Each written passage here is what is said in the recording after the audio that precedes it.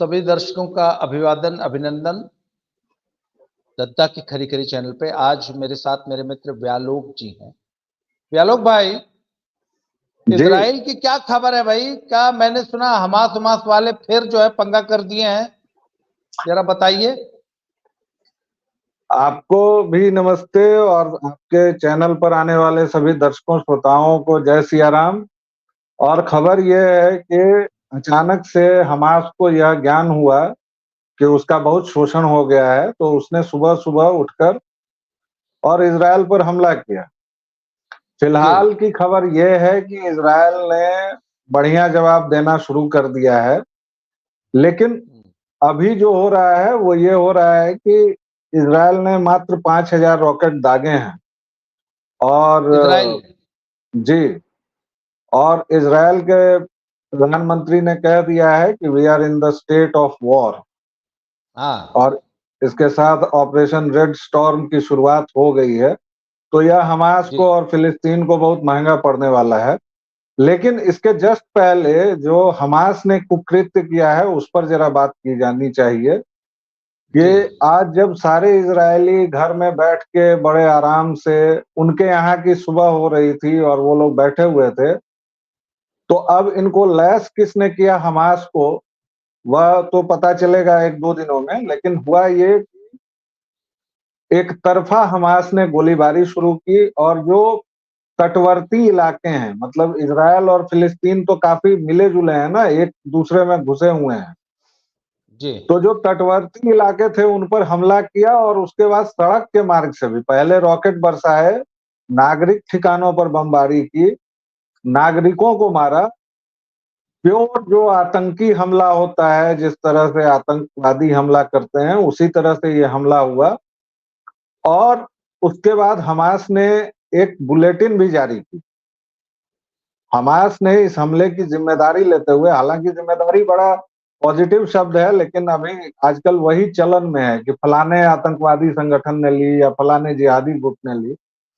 और उसमें मजे की बात यह है कि उसने इस्लामी उम्मत के नाम पर सभी देशों का आह्वान किया, जी लेबनान से लेकर सीरिया, इराक और तमाम, और खास तौर से जो इजराइल को घेरे हुए जो अरब देश हैं।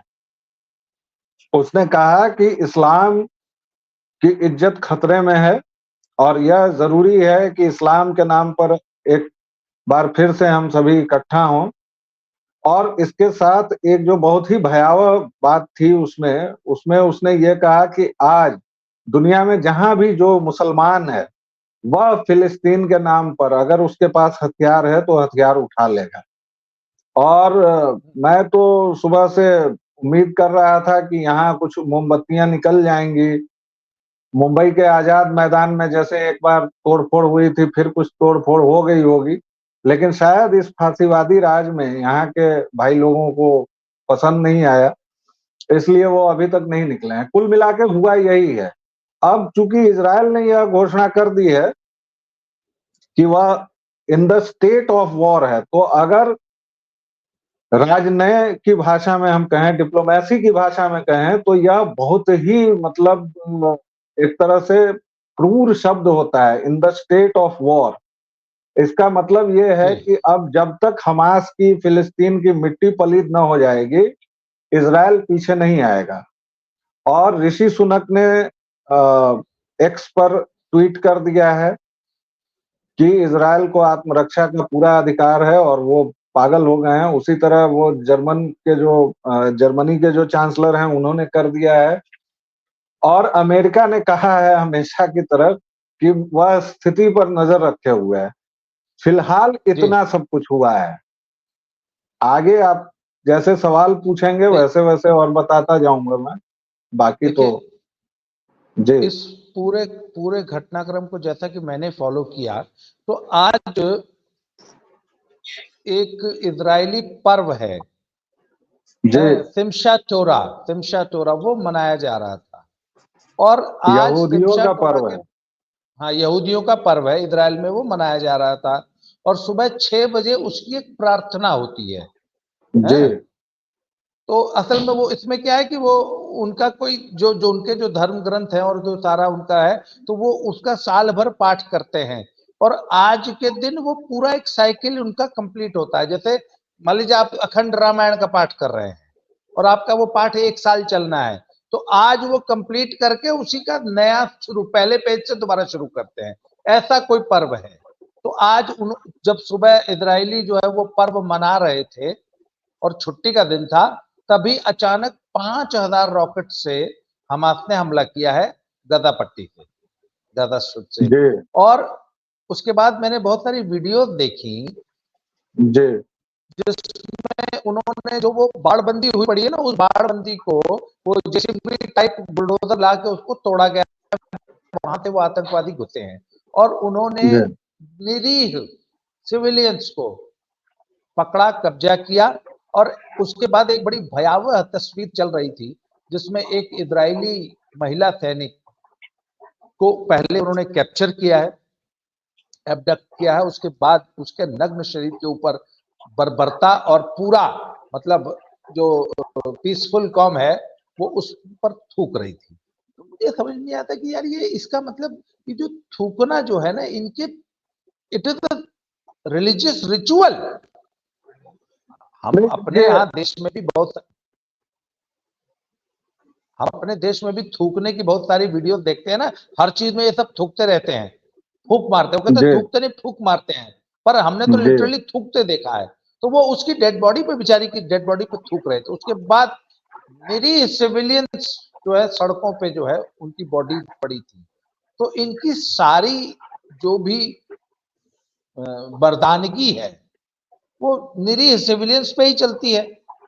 नहीं देखिए तो कहता ये तो दादा देखिए, मैं बार बार जो ये कहता हूं कि समस्या की जड़ पर आप जब तक बात नहीं करेंगे, भारतवर्ष इसीलिए अब इस स्थिति में है कि भारत यह समझ ही नहीं पाया कि वह इस्लाम से कैसे डील करे, क्योंकि भारत का जो धर्म है वह किसी भी अब्राहमिक मजहब या रिलीजन से समझ में आने वाली चीज है नहीं।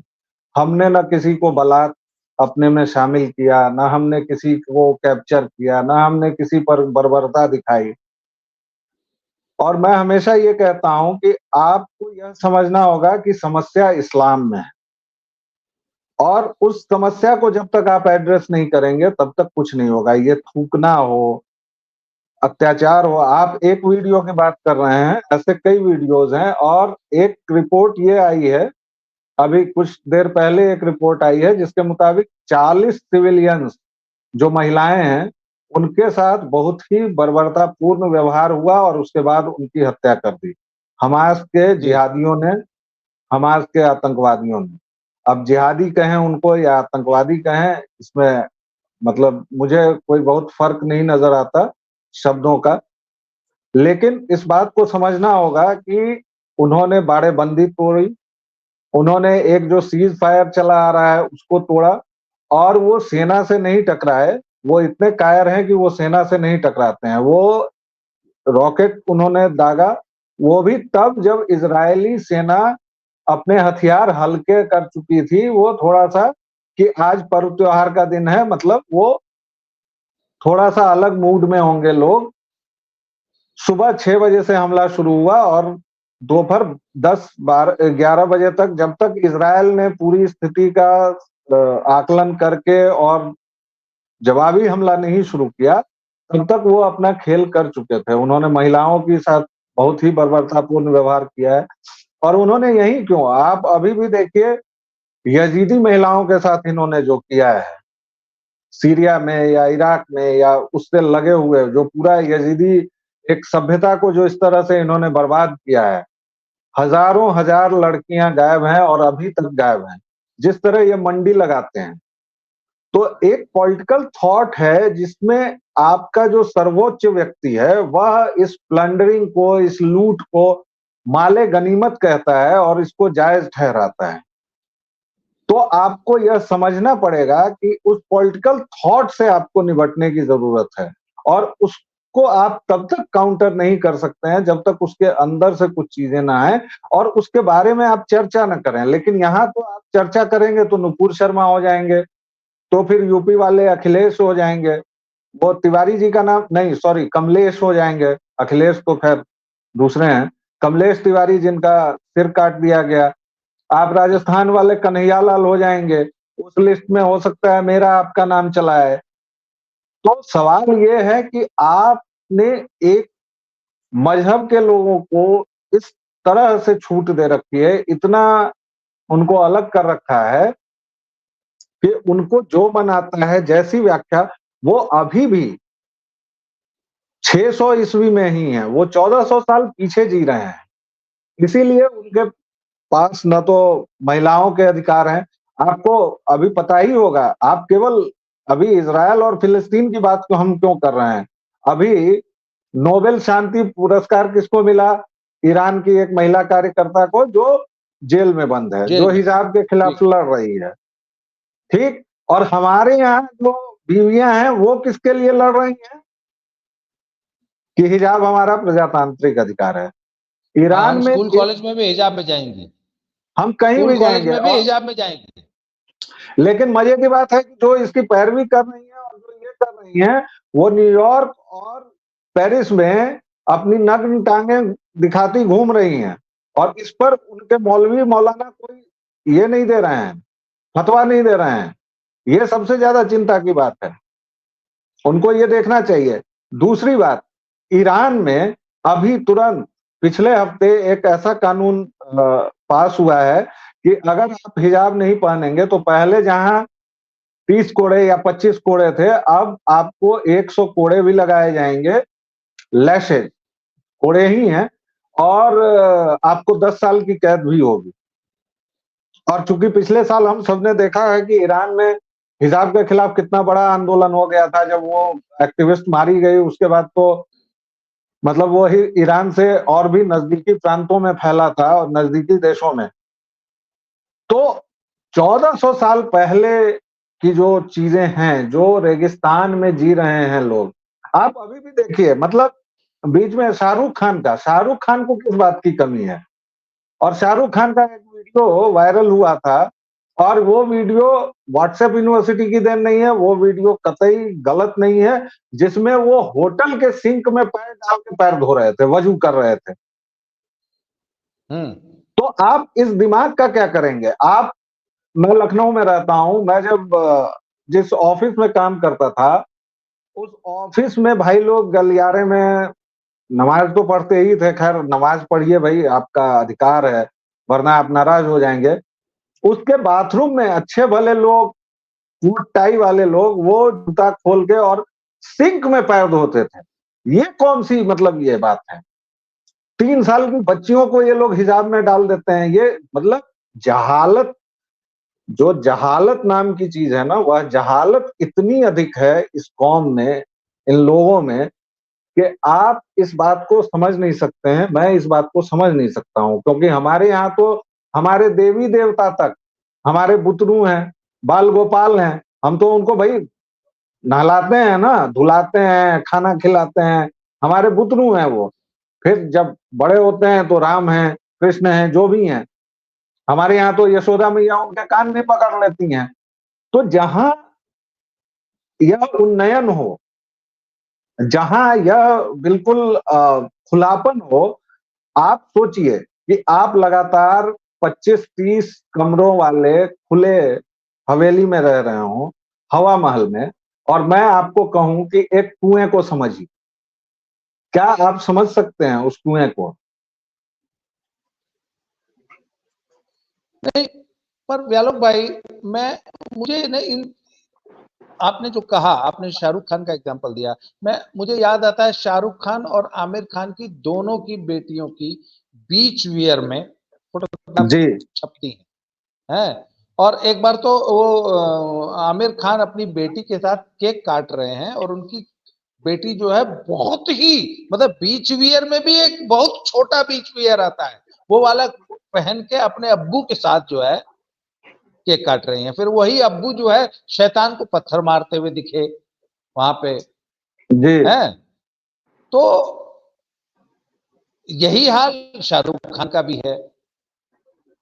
और फिर ये लोग जो है वो, खैर साहब, आसमानी किताब की बातें हैं। मुझे एक बात बताइए, एक तरफ तो एमबीएस जो है वो सऊदी अरेबिया में बहुत सारा लिबरलाइजेशन करते नजर आते हैं। उन्होंने अभी जी। रिसेंटली महिलाओं को गाड़ी चलाने का अधिकार दे दिया। अकेले, पहले अकेले बिना मर्द किसी है साथ में वो निकल नहीं सकती थी, अब वो भी अधिकार दे दिया गया है। अब वहां पर भी पब्स और बार्स और वो सब डिस्कोथेक खोलने लग गए हैं, कैसीनो खोलने लग गए हैं। तो एक तरफ तो एमबीएस ने काफी लिबरल होने का संकेत दिया दुनिया को। सऊदी नहीं देखे अरेबिया में, जी। हाँ, जी, आप बात पूरी कर लें फिर मैं इस पर कहूंगा। और दूसरी तरफ हमें ईरान जैसे एग्जाम्पल देखने को मिलते हैं, दूसरी तरफ फिलिस्तीन और हमास है। तो ये नहीं, आपको नहीं लगता कि इस बात से बहुत ज्यादा आपको, कंफ्यूज होने के इस बात से बहुत ज्यादा कंफ्यूज होने की जरूरत नहीं है दद्दा। इसलिए नहीं है क्योंकि सऊदी अरब अमेरिका के करीब है और सऊदी अरब के अमेरिका से हित जुड़े हुए हैं। आप 55 जी इस्लामिक देश हैं, 55 इस्लामिक देश हैं, आप उसमें से एक परसेंटेज निकालेंगे ना। ऐसा नहीं है, मतलब अब 1200 साल से तो ये हिंदुत्व के साथ ही इनका चल रहा है मामला। तो आप सोचिए कि हिंदुत्व जैसा उन्नत, हिंदुत्व जैसा ये खुला हुआ, हिंदुत्व जैसा विचारों से बिल्कुल अत्याधुनिक, हिंदुत्व जैसा धर्म अगर आपके साथ इंटरेक्ट कर रहा है तो आपके दिमाग की खिड़कियां चाहे कितनी कुंद जहन हो, कुछ न कुछ तो खुलेंगी। ईसाइयत से और यहूदियों से जहां भी इनका कन्फ्रंटेशन है वहां क्रूसेड हो रहा है। आप याद कीजिए, आप देख लीजिए जी कि यरूशलेम की ही बात कीजिए तो उस पर तीनों अपना अपना अब्राहमिक तीनों जो रिलीजन है वो तीनों अपना दावा करते हैं कि ये हमारा है साहब, ये हमारा है, ये हमारा है तो ये हमारा है। ठीक है, वहां से आप आइए, ईरान हो, इराक हो या जो भी हो, आप देखिए कि सबसे ज्यादा कट्टरता और धर्मांधता मजहबी कहाँ है? भारतीय उपमहाद्वीप। क्यों है? क्योंकि इनको साबित करना है कि हम सच्चे वाले मुसलमान हैं। ठीक है ना? सऊदी अरब को नहीं साबित करना है। सऊदी अरब तो सौंदर्यीकरण जो कर रहा था तो उसने शायद मोहम्मद के घर को भी उसने ढा दिया है, जहां तक मुझे जी पता है, या पता नहीं क्या क्या जी जी किया जी, है। बिल्कुल बिल्कुल बिल्कुल, हाँ। तो सऊदी अरब को नहीं साबित करना है ना। और सऊदी अरब में तो जैसा मैंने बताया कि भाई जब मोहम्मद हो गए, 300 साल बीत गए, पॉलिटिकल थॉट था उसको, चलो अब एक रिलीजन बनाना है, तो आप पहली जो बैठक देखेंगे या पहली जो चीजें होंगी वो 900 ईस्वी से शुरू होती हैं ईरान और इराक के सीमा पर, जहां बैठ के संगठित तौर पर उसको मेटाफिजिकल फॉर्म्स दिए गए, मेटाफिजिक्स उसमें घुसाई गई, उसमें इस तरह की आयतें डाली गई, उसमें तमाम चीजें हुई जिससे यह कहा जा सके कि यह भी धर्म का हिस्सा है या यह भी एक धर्म है। वरना आप अगर अध्ययन करें तो वो चाहे ईसाइयत हो चाहे इस्लाम हो, ये पॉलिटिकल थॉट्स हैं। इनमें आपको रूहानियत के, आध्यात्मिकता के, इन सब के कभी कोई दर्शन नहीं होंगे। आप देखिए जब भारत आते हैं ये लोग, तब ये लोग सूफीवाद का प्रपंच रचते हैं। तब ये लोग कहते हैं, और वो सूफीवाद क्या होता है भाई? अनहलक कहता है सरमद, तो सरमद की खाल खींच लेता है ना औरंगजेब। वही औरंगजेब जो जिंदा पीर था, जो टोपियां सी के अपना गुजारा करता था। और सरमद ने क्या कहा? सरमद ने कहा अनहलक। अनहलक माने क्या? अहम ब्रह्मास्मि। अहम ब्रह्मास्मि, भाई जो मैं हूं वो तू है। अहम ब्रह्मास्मि का अगला स्टेज क्या है? तत्वमसि, श्वेत केतु, तुम भी वही हो। तो जहां इस तरह की बात है तो तीन तरह के प्रभाव पड़े हैं इस्लाम पर। एक तो हिंदुत्व के साथ जो इनका इंटरेक्शन हुआ है उस विचार से बहुत सारा खुलापन आया है, बहुत सारी चीजें आई हैं। और चूंकि इस्लाम हारे हुए लोगों का मजहब है, और ये मैं नहीं कह रहा हूं, मेरी सहमति है, लेकिन ये वीएस नायपॉल कहते थे और मेरी पूरी सहमति है। जी इस्लाम केवल और केवल हारे हुए लोगों का मजहब है। तो जब वो हारे हुए देखते हैं तो दो चीजें होती हैं, एक तो नया मुल्ला ज्यादा प्याज खाता है तो उनको साबित करना होता है कि हम तुमसे बड़े। लेकिन जब वो जी देखते हैं भारतीय उपमहाद्वीप में कम से कम कि हम किसको छोड़कर और कहाँ चले आए, तो कहीं ना कहीं वो बात खटकती तो होगी। तो 5 पीढ़ी 6 पीढ़ी लगे, लेकिन वह बात खटकती है। दूसरी ओर अब चूंकि तकनीक की दया से सारी दुनिया एक अंगूठे में सिमट के रह गई है, तो क्या इराक वाले नहीं देखते होंगे, ईरान वाले नहीं देखते होंगे, सीरिया वाले नहीं देखते होंगे कि हम किस बकर पचीसी में फंसे हुए हैं, हम लोग किस कत्लो गारत में पड़े हुए हैं, जबकि दुनिया कितनी खूबसूरत है। तो आएगा तो आंदोलन तो होगा गद्दा, अंदर से ही होगा और इन्हीं लोगों के बीच से होगा। वह कितनी जल्दी होता है, कितनी देर से होता है, उसके पहले कितनी हत्याएं होती हैं मुझे नहीं पता, लेकिन वो हो के रहेगा। अच्छा, मुझे अब वापस जरा आ जाते हैं वापस हमास और इजराइल के झगड़े पे। आपको क्या लगता है कि अच्छा अभी जैसे आज रूस ने जो है वो हमास का समर्थन कर दिया है, मोदी जी का ट्वीट आ गया है, उन्होंने इजराइल का समर्थन कर दिया है, अमेरिका ने कहा हम देख रहे हैं, और ऋषि सुनक ने जो है वो इजराइल का हक बता दिया है आत्मरक्षा। ये कहीं हम ये वॉर कहीं एस्केलेट तो नहीं हो जाएगी, आपको क्या लगता है? और इजराइल इस बार किस मूड में है? नहीं दादा, ऐसा है ना कि ये वॉर एस्केलेट होगी तो क्या हो जाएगा। जब इजराइल पैदा हुआ था, यानी जब उसे जबरदस्ती बनाया गया था, उसके तो 5 साल के बाद 7 अरबी भेड़ों ने मिलकर उस पर आक्रमण किया। तो जी तब इजराइल जब नहीं कुछ हुआ, तो अभी क्या हो जाएगा। इजराइल बैठ के बहुत बढ़िया से रिटेलिएट कर रहा है, और वो रिटेलिएट करेगा, वो किसी के रोके नहीं रुकने वाला है। रूस ने इसलिए समर्थन किया है हमास का, क्योंकि उसको हर एक उस चीज का समर्थन करना है जिसके साथ अमेरिका खड़ा है, उसका विरोध करना है अच्छा रूस को। उसको आप हाँ हाँ इसलिए उसने किया है, वरना उसको क्या मतलब हमास से और किसी चीज से। भाई वो खुद उसके जो मुस्लिम कंट्रीज थे,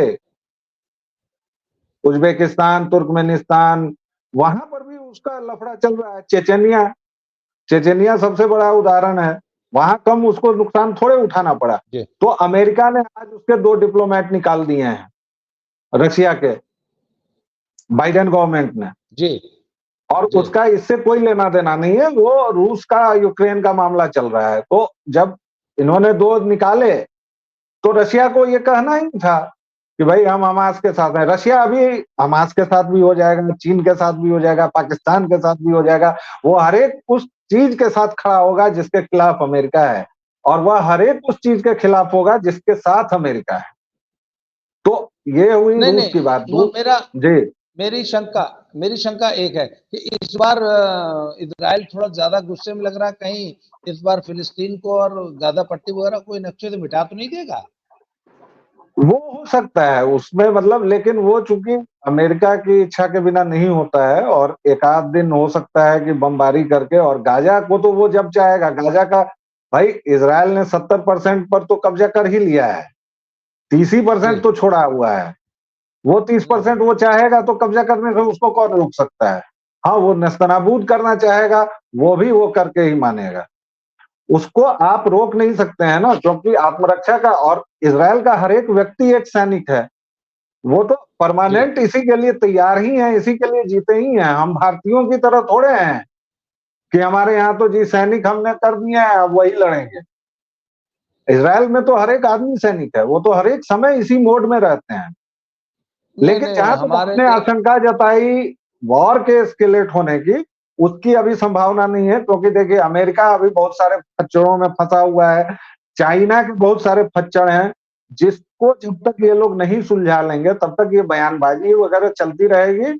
एक आध दिन की गर्मी नरमी रहेगी। आप देखिए कनाडा को तुर्की ब तुर्की जवाब मिला, वो सामने आ गया। अब कल या परसों कनाडा और इंडिया की मीटिंग भी है किसी जी बहुपक्षीय समूह में।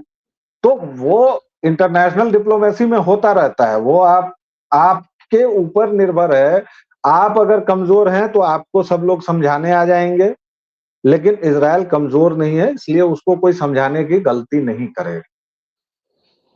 तो ये सर देखिए, अभी तो जस्ट शुरुआत है, आज की रात जरा बीत जाने दीजिए, कल सुबह मैं एक बार आपको फिर आपसे जी जो है वो लेटेस्ट अपडेट लूंगा।